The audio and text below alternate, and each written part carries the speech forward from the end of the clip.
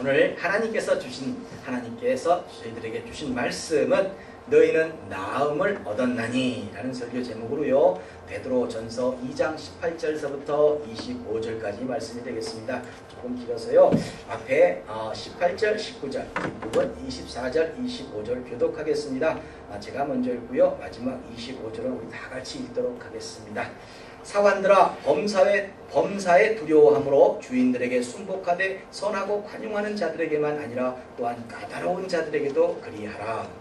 내일이 고난을 받아도 하나님을 생각함으로 슬픔을 참으면 이는 아름다우나 친히 나무에 달려 그 몸으로 우리 죄를 담당하셨으니 이는 우리로 죄에 대하여 죽고 의에 대하여 살게 하려 하심이라. 저가 채찍에 맞음으로 너희는 나음을 얻었나니 다같이 너희가 전에는 양과 같이 길을 잃었더니 이제는 너희 영혼의 목자와 감독 되신 이에게 돌아왔느니라. 아멘. 자, 우리 반갑게 인사 나누겠습니다. 주위분들 보시고요, 예수님 이름으로 사랑합니다. 잘 나오셨습니다. 예수님 사랑합니다. 자, 일주일의 삶이 평안하셨습니까? 아멘. 평안하시기 바랍니다. 기필코 평안하셔서 하나님의 은혜 가운데, 그 하나님의 은혜 가운데 권능을 받고 또 모든 문제를 해결받으시고 승리하셔서 땅끝까지 복음의 증인으로 하나님을 영화롭게 하는 삶으로 살아내시기 바랍니다. 이런 축복된 삶이 여러분들의 표대가 모두 되시기를 예수님 이름으로 축원합니다. 아멘. 자, 오늘 말씀에서도요, 베드로 사도는 거듭난 성도들에게 이렇게 살아야 한다고 그 방향을 제시하고 있습니다. 지난주에는 베드로전서 2장 13절 14절의 내용대로 인간에 세운 모든 제도를 주를 위하여 순복하되 혹은 위에 있는 왕이나 혹은 악행하는 자를 징벌하고 선행하는 자를 포장하기 위하여 그에 보낸 방백에게 하라고 기록되어 있습니다. 결국 위정자들에게 순복하라. 그것도 왜? 주를 위해서 순복하라고 말씀하시고 있습니다. 이제는요, 오늘 본문 18절을 통해서 사환들에게 권면하십니다. 사환은 주인에게 예속되어 있는 이 노예와는 좀 다릅니다. 지금으로 말하면 그냥 보통 사람들이죠. 보통 사람들입니다. 옛날에는요, 사람들이 일하는 것이 다양하지 못했습니다. 특히나 이 농경사회를 유지하다가 보니까 자유의사는 가지고 이때 주인에게 예속되는 경우가 참 많이 있었습니다. 그러나 지금의 사회생활에서는 예속됐다기보다는 예속되는 경우라기보다는 자신의 의지로 삶의 터전을 선택하기도 하고 옮기기도 합니다. 그렇지만 옛날이나 지금이나 이 변함없는 것은요, 지위에 대한 표현, 그런 표현은 다를지라도 사회생활에서는 항상 리더가 있어서 그 리더를 우리는 따르게 됩니다. 꼭 이 리더라는 것이요, 높은 사람 이렇게만 보실 게 아니라요, 섬김의 대상 이렇게도 보실 수 있습니다. 물론 그 리더라는 사람도 항상 뭐죠? 그 리더라는 사람도 또 그 외에 리더가 있습니다. 섬김의 대상이 있다는 거죠. 여기서 인간관계가 존재하는 겁니다. 이웃이라는 관계가 존재한다고 말씀드리는 겁니다. 이 관계에 대해서 오늘 성경은 범사에 두려워함으로 주인들에게 순복하되 라고 말씀하십니다. 여러분들이 섬기는 직장에서, 학교에서, 사회생활에서 리더에게 순종하라고 하시는 겁니다. 더욱이 선하고 관용하는 자들에게만 아니라 또한 까다로운 자들에게도 그리하라. 물론 자신에게 잘해주는 사람에게요, 잘해주는 거, 잘하는 거 당연한 겁니다. 이것은 믿음의 사람이나 믿지 않는 사람이나 같습니다. 성도는요, 그 다음 말씀에 주목해야 합니다. 또한 까다로운 자들에게도 그리하라. 하나님은요, 이것으로 세상을 창조하시고 세상의 질서를 삼으시겠다고 하시는 겁니다. 이 세상의 모든 사람들에게는요, 각기 다른 리더가 있습니다. 리더가 다 있습니다. 섬김의 대상이 다 있습니다. 물론 조직을 갖춘 직장 생활에서는 계장이 있고요, 과장도 있고 그 위에 부장도 있죠. 이런 직급이 명확하게 리더라는 생각이 드시겠지만 사실은 그거 아니고도 섬김의 대상은 있습니다. 여러분들에게 까다로운 그 사람들은 이런 위기의 질서 속에서 또 그 위에 리더는 없겠냐는 거죠. 다 있다는 거예요. 섬김의 대상에서 뭔가 불편하고 뭔가 힘든 사람도 있고 또 나름대로 잘해주는 사람도 있겠죠. 이때쯤 되면 이런 얘기도 하실 겁니다. 요즘은 스몰 비즈니스가 참 많지요. 스몰 비즈니스 하는 사람들이 많아서 자신이 주인인데 자신이 오너인데 뭐 다른 리더가 있겠냐고 말합니다. 이렇게 말씀하시는 것은 생각을 좁게 하시는 겁니다. 생각을 좀 더 넓게 한번 해보시기 바랍니다. 스몰 비즈니스가 망하지 않고 잘 되려고 한다면 손님이 아주 많이 와줘야 됩니다. 많이 찾아와야 됩니다. 손님이 많이 와야지 장사가 잘 되는 거죠. 어떤 종류의 사업이든지 같은 맥락입니다. 그래서 스몰 비즈니스 주인의 입장에서는요, 손님이 왕입니다. 그렇지 않겠습니까? 손님이 리더이고 섬김의 대상이라는 거죠. 그렇기 때문에 사회생활에서 리더가 없는 사람은 없습니다. 어떤 조직의 리더가 까다로울 수 있듯이 손님 중에서도 말도 되지 않는 이 까다로운 사람들이 많이 있다는 겁니다. 이런 관계 속에서 어떻게 해야 되느냐, 성도는 어떻게 살아나야 되느냐, 어떻게 말씀 가운데 살아낼 수 있느냐를 지금 베드로 사도는 이 얘기하고 있다는 거죠. 세상살이가요, 그렇게 따지고 보면 참 어떻게 보면 그래요. 직장생활 하다 보면 나한테만 핍박하는 그 상사가 있고 내 주변에 나한테만 진짜 어렵게 하는 사람들이 있는 것 같고 아무튼 나한테만 억울한 것 같다고 생각되지만 사실은 그렇지 않습니다. 누구에게나 있습니다. 여러분들 삼성의 이건희 회장 누가 봐도 부러울 대상이죠. 자신이 최고이기 때문에 기업 경영가로서는 도저히 부러울 게 없지 않습니까? 그러나 여기서도 리더가 존재합니다. 나라의 법이 존재하는 거죠. 그 나라의 법을 벗어나서 뭔가 일을 하게 되면 큰일 납니다. 눈치를 봐야 되는 거죠. 또 기업가이다 보니까는 나름대로 소비자의 어떤 패턴과 등등 이런 것도 무시하면은 망할 수밖에 없는 거예요. 결국은 섬김의 대상이 있는 거 아니겠습니까? 또 박근혜 대통령, 요즘에 박근혜 대통령 사실 마음대로 합니까? 여러분들 대통령이라서 일국의 대통령이라서 모든 걸 마음대로 할 수 있다? 아니죠. 대한민국의 국민 전체가 리더입니다. 섬김의 대상이라는 거죠. 연신 국회에서 지금 그렇지 않습니까? 박근혜 대통령 초기 인사가 어떻다, 대북 정책이 어떻다, 아무튼 두들겨 맞지 않습니까? 다 눈치 봐야 될 일들인 거죠. 자신이 스몰 비즈니스를 시작하겠다고 선택을 했던지 아니면 어떤 곳에서 일을 하든지 간에 보통 사람들이 일을 하는 그 현장, 이런 일을 하는 현장들이 여러분들이 생각할 때는 본인이 한 것이야, 내가 본인이 선택한 것이라고 대부분 생각합니다만 아니요, 성도라면 하나님의 간섭이 없이는 아무도 그 자리에 있지 않습니다. 그 자리에 있게 하시는 분은 하나님이라는 거죠. 그곳에서 우리는 하나님의 말씀 가운데 살아내야 되는 사명을 가지고 있는 사람들입니다. 그곳에서 주어진 삶의 현장에서 그저 자신이 생각한 대로 모든 것이 편안하게 모든 것이 다 잘 될 거라고 생각하는 것부터가 착각입니다. 누구에게나 본문 19절에서 말하는 애매히 고난을 받는 경우가 있기 때문에 그렇습니다. 성도는 이것을 대처하는 방법이 믿지 않은 사람들과 믿음을 갖고 있지 않은 사람들과는 뭔가 달리 해야 한다고 오늘 말씀하시고 있습니다. 이어지는 말씀이 하나님을 생각함으로 슬픔을 참으면 이는 아름다우나, 하나님을 때문에 우리가 이 슬픔, 이 애마에 고난받고 있는 것을 참아내면 아름답다는 거죠. 이어지는 본문 20절에서 죄가 있어 매를 맞고 참으면 무슨 칭찬이 있으리요? 실제로 잘못이 있어서 자신이 저지른 죄가 있어서 매를 맞게 되면 징계를 받게 된다고 한다면 아무것도 아니라는 겁니다. 당연한 거죠. 그 당연한 결과니까. 그렇죠? 그렇지만 누구에게나 애매한 고난은 있습니다. 여기 미국에서 스몰 비즈니스라는 장소가 사실 이 별도로 모여 있습니다. 한국 같으면 길 대로변에 전빵 하나 얻어가지고 이렇게 할 수 있는 부분이 있지만 여기는 꼭 이렇게 모여 있습니다. 그곳에는 참 다양한 사람들을 만날 수 있습니다.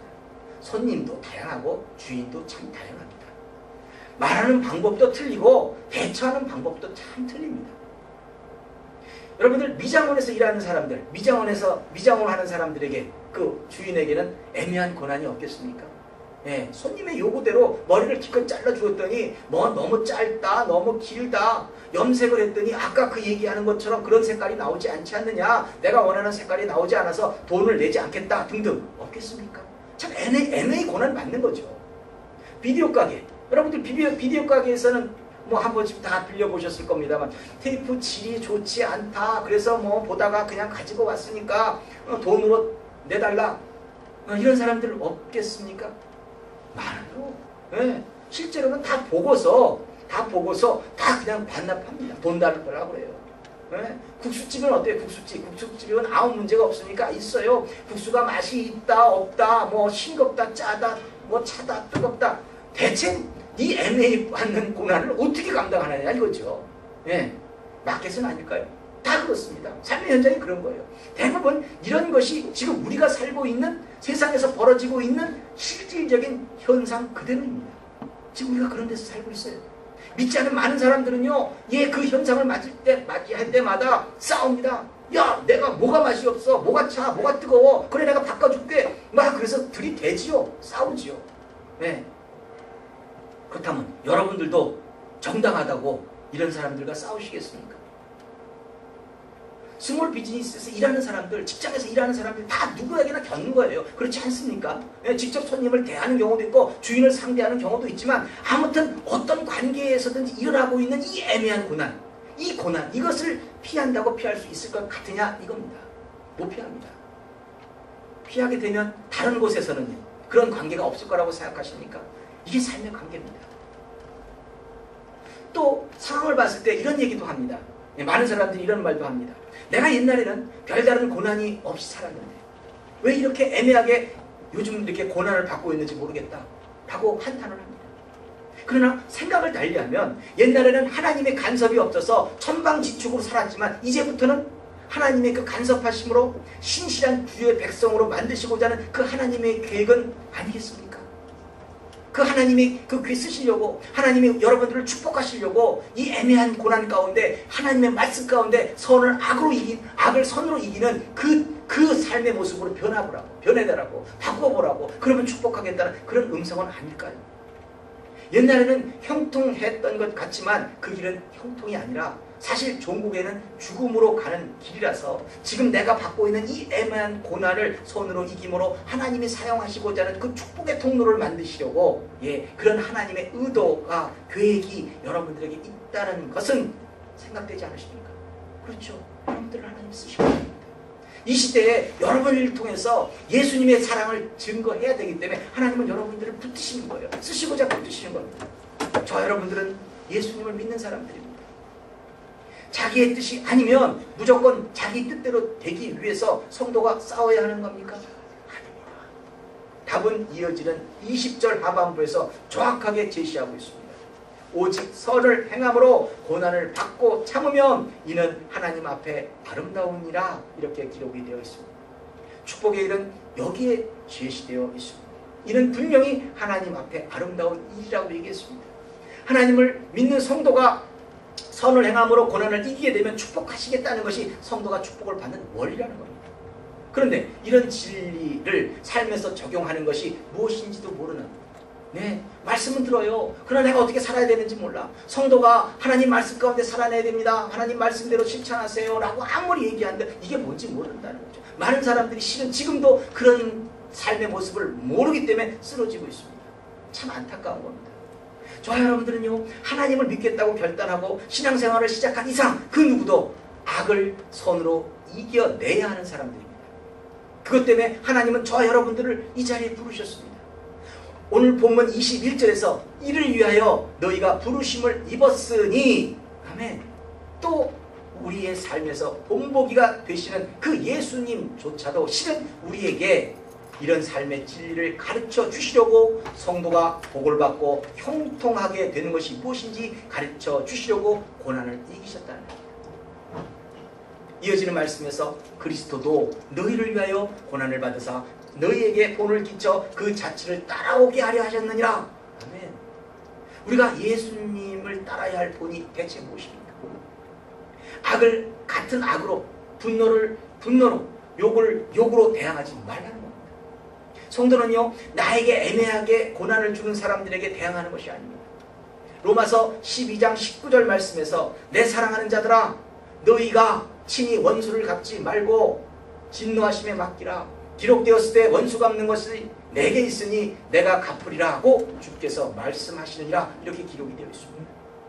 성도의 인생에서 벌어지고 있는 이 모든 것은 그냥 하나님께 맡기는 겁니다. 택함 받은 백성은 하나님이 하라고 하시는 말씀대로만 살아내면 되는 겁니다. 예수님이 이것을 우리들에게 십자가의 도로 가르쳐 주셨습니다.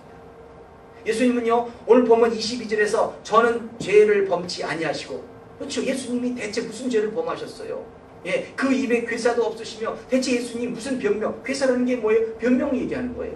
예, 무슨 변명 하나 없으셨죠. 또 이어지는 본문 23절에서 예수님은 욕을 받으시되 대신 욕하지 아니하시고 고난을 받으시되 위협하지 아니하시고, 자, 욕을 먹었어요. 그렇지만 예, 욕을 먹는다고 우리가 성질난다고 이씨 하고 하지 않으셨잖아요. 그렇죠. 또 고난을 받으시되 위협하지 않으셨어요. 그래, 네가 지금 이래? 네가 힘 있는 자리에 있다고 지금 나 이렇게 할 수 있어? 어디 한번 나중에 보자. 이게 위협이에요.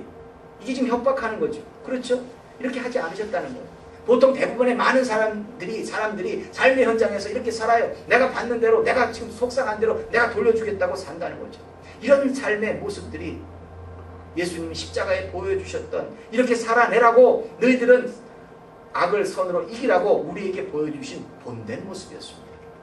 예수님은 실제로 죄도 없었지만 빌라도의 법정에서 한마디 변명도 하지 않으셨습니다. 예수님에게는요, 아무런 죄가 없다는 것을 이 재판관인 본디오 빌라도도 이미 다 알고 있었습니다.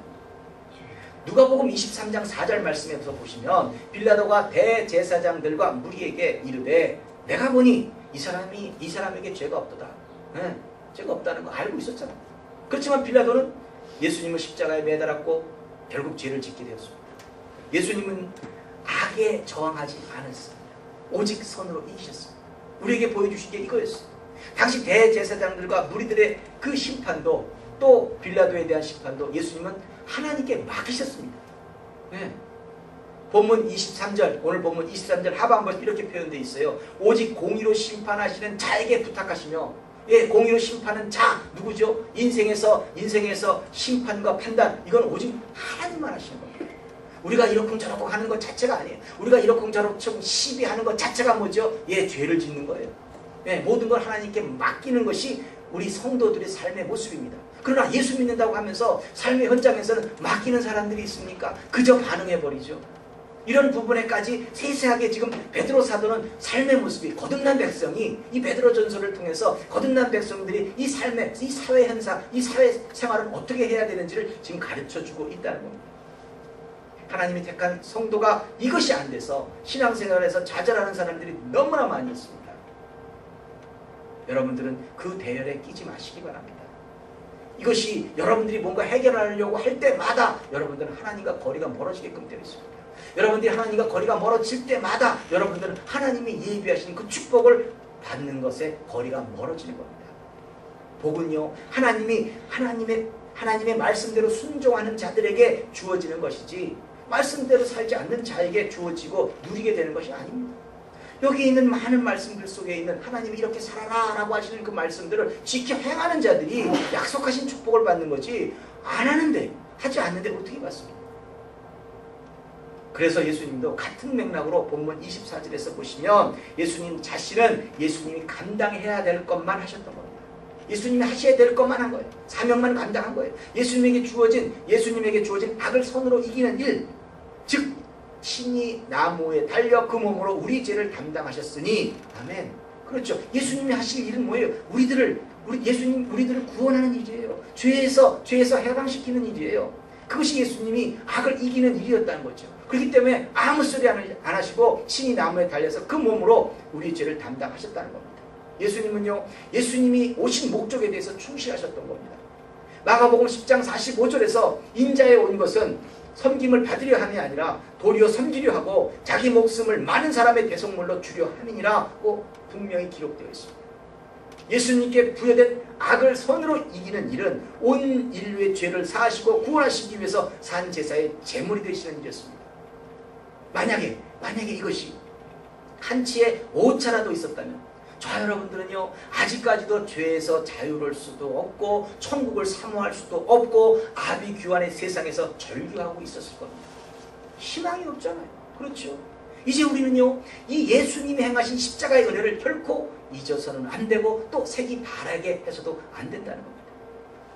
예수님의 십자가는 다시 본문 24절 하반부에서 우리로 죄에 대하여 죽고 의에 대하여 살게 하려 하심이라, 이 구원이죠. 그렇게 표현 맞죠? 이 말씀은 예수님을 따르겠다는 자들에게 구원이라는 은혜가 이루어진 것이고, 더 나아가서 그 다음 말씀이 저가 채찍을 맞음에 채찍에 맞음으로 너희는 나음을 얻었나니, 예, 완료형입니다. 예수님이 채찍에 맞았기 때문에 너희는 나음을 얻었다고 분명히 기록되어 있습니다. 이 말씀은 예수님의 십자가의 도가 우리들에게는 문제 해결의 열쇠라는 겁니다. 예수님이 분명 저와 여러분들의 이 죄의 값으로 채찍을 맞으셨다면, 분명히 이것이 여러분들이 삶에서 믿어지신다면 우리는 이 질병의 문제가 당연히 해결되어야 합니다. 예, 지금 당장 여러분들이 삶 가운데 해결해야 될 모든 문제들을 예수님의 십자가에 못 박아 버리시기 바랍니다. 예수님이 벌써 이미 채찍에 맞음으로 우리 문제는 다 해결해 놓으신 겁니다. 그렇게 저와 여러분들이 말씀 가운데 살아내심으로 예수님의 십자가는 더욱 능력의 빛을 발하게끔 되어 있습니다. 이렇게 살아가심으로 성도는 본문 25절에서처럼 너희가 전에는 양과 같이 이 길을 잃었더니 라고 말하고 있습니다. 양과 같이 길을 잃었더니. 여러분들, 우리들의 삶 속에서 지금 예수를 믿는다고 하지만 말씀 가운데 살아내고 있습니까? 예, 말씀 가운데 살아내지 못하고 있는 모든 자들은 길을 잃은 사람들입니다. 성도이기 때문에 말씀 가운데 살아내야 되는데 그렇게 살지 못하는 사람들은 다 길을 잃은 사람들이죠. 그렇기 때문에 양과 같이 길을 잃었더니 이제는 어떻게 되었다고 하십니까? 이제는 너희 영혼의 목자와 감독되신 이에게 돌아왔느니라, 이렇게 표현하고 있습니다. 영혼의 목자와 감독되신 분. 영혼의 목자와 감독되신 분은 성도에게는 딱 한 분 예수님밖에 없습니다. 예수님이 인내하심으로 악을 선으로 이기셨습니다. 그것도 우리도 본을 보여주시기 위해서 십자가에서 피를 흘리셨습니다. 이 십자가의 피, 대체 왜 죽어? 라고 생각하시는 사람들이 있을는지 모르겠습니다만, 그 예수님의 피는 고린도전서 1장 18절 말씀의 표현대로라면 십자가의 도가 멸망하는 자들에게는 미련한 것이요 구원을 얻는 우리에게는 하나님의 능력이라 하는 것입니다. 네, 십자가의 도가 뭡니까? 섬기는 겁니다. 지금 오늘 말씀드린 것처럼 악을 선으로 이기는 모든 것입니다. 이런 걸 통해서 우리는 뭐예요? 남들이 볼 때는 참 미련하게 산다, 이렇게 생각할지 모르지만 우리는 그것이 구원받는 길이에요. 구원받은 백성들이 가야 될 길이고, 그것에 우리는 하나님의 능력이 나타납니다. 왜요? 그렇게 살면 하나님께서 축복하시겠다는 내용이 요소에 이 성경에 기록되어 있기 때문에 그렇습니다. 십자가의 도는 성도에게는 문제 해결을 받는 능력, 질병을 극복할 수 있는 능력, 복음의 지경을 넓히는 능력, 예수님의 족적을 세계 만방에 남길 수 있는 능력이 되는 겁니다. 저와 여러분들은 오늘도 악을 선으로 이기라는 말씀을 들었습니다. 여기서 말하는 선은 여러분들이 하는 이 착한 행실, 이런 거 아닙니다. 여러분들이 착하면 얼마나 착합니까? 선은 오직 하나님밖에 없습니다. 우리는 하나님의 말씀대로 살아서 이겨내라고 하시는 겁니다. 그러나 많은 사람들이 그렇게 살아보지도 않고 자신에게 주어진 인생에서 변화가 없다고 생각합니다. 나는 교회를 지금 몇 년을 다녔는데 지금 뭔가 이루어지는 것이 하나도 없네. 나는 지금 하나님께 기도했던 것이 이러이러한 기도를 열심히 했는데 뭔가 지금 받지도 못하고, 그렇다고 해서 어떤 삶의 결과에서 새롭게 이루어지고 있는 것도 없고, 참 그러네. 이런 분들도 상당히 많이 있으실 겁니다. 그렇지만 여러분들 생각 속에서 이 상실감만 있지만 여러분들의 생각이 뭡니까? 여러분들이 과연 말씀 가운데 살아내셨습니까? 많은 사람들이 그냥 뭔가 믿기는 한다고 말하면서 실질적인 생활에서는 말씀대로 전적으로 따르지 못하고 있는, 그저 적당히 거리를 두고 살아가는 사람들, 교회 안에서도 많이 있습니다. 예수를 믿는 사람들 분명히 많긴 합니다. 그렇지만 삶의 모습이 아직 변화를 온전히 이루지 못해서 그렇게 살지 않고 있으므로 그저 적당히 거리를 두고 살아가는 것 때문에 여러분들이 그렇게 축복받지 못하고 있다는 건 생각되지 않으십니까?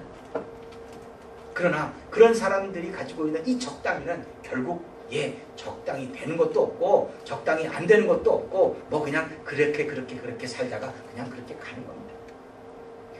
Your God is too small 이라는 책에서요, 이런 말이 있습니다. 내 인생의 크기는 내가 믿는 하나님의 크기에 결정된다. 우리가 믿는 하나님의 크기로 결정이 된다는 겁니다. 여러분들은 얼마나 크신 하나님을 믿습니까? 여러분들은 얼마나 신실하신 하나님을 믿습니까? 알렉산더 대왕이 곁에서요, 이 지혜로 보필했던, 그러니까 무슨 작전 참모 정도 됐나 보죠. 이 지혜로 보필했던 늙은 장수가 하나 있었다고 합니다. 그런데 이 사람이 요즘 말로 말하면 소위 전역을 하고 이제 고향 마을로 돌아가게 되었습니다. 알렉산더가 퇴역하는 장수에게 한 가지 소원을 말해보라고 말합니다. 그때 장수는 폐하, 제게 폐하께서 점령하신 나라 가운데서 한 나라를 주십시오 라고 요구했습니다. 주위에 듣고 있던 다른 장수들이 아니 이 폐하의 나라를 요구하는 것은 이 불경죄라고 화를 냅니다. 말도 안 된다. 그때 알렉산더는 크게 웃으면서 오히려 기뻐합니다. 그래 좋다. 한 나라를 가져라. 그대는 내가 한 나라라도 줄 수 있을 만큼 큰 자로 인정했도다. 그대는 내게 큰 영예를 안겼도다. 가져라. 그렇게 말했다는 겁니다. 여러분들은 하나님을 얼마나 크신 분으로 인정하십니까? 여러분들요, 하나님이 여러분들에게 주신 그 축복이 그냥 한 나라입니까? 아닙니다. 한 별입니다. 성경에 나와 있는 내용입니다. 여러분들이 하나님 말씀 가운데 살아냈을 때 여러분들에게 예비되어 있는 축복은 여러분들이 생각하지도 못하고 여러분들이 들어보지도 못했던 엄청난 것들이 지금 예비되어 있습니다. 문제는 내가 말씀 가운데 살아내느냐 살아내지 못하느냐는 거죠. 우리가 볼 때 참 이렇게 말씀대로 살아나갔다가는 사람들한테 무시당할 텐데 아주 그냥 비웃음을 당할 텐데 이런 것 때문에 아무것도 못하고 있다는 거죠. 문제는 그것이 문제인 겁니다. 우리 하나님 말씀 가운데 우리가 성도가 하나님 말씀 가운데 지켜 행하는 것은요 구원받는 길입니다. 그 구원이라는 것이 여러분들의 문제를 해결받는 겁니다. 여러분들의 인생은요 어떤 환경에서 태어났느냐 내가 누구를 어떤 부모를 뒀느냐에 따라서 결정되는 것이 아닙니다. 얼마나 좋은 조건으로 출발했느냐에 따라서 결정되는 것이 아닙니다. 여러분들의 손에 무엇이 있는지에 따라서 결정되는 것이 아닙니다. 여러분들과 함께하는 그 하나님, 그분이 얼마나 크신 분인가에 따라 결정되는 겁니다. 말씀대로 삼길 생각이 없다면, 말씀대로 살아낼 생각이 없다면 받을 생각도 하지 마시기 바랍니다. 이 시대에서는 하나님이 예수님처럼 악을 선으로 이기는 도구로 저와 여러분들을 선택하셨습니다. 저와 여러분들의 삶의 모습을 통해서 하나님은 일하시겠다는 겁니다.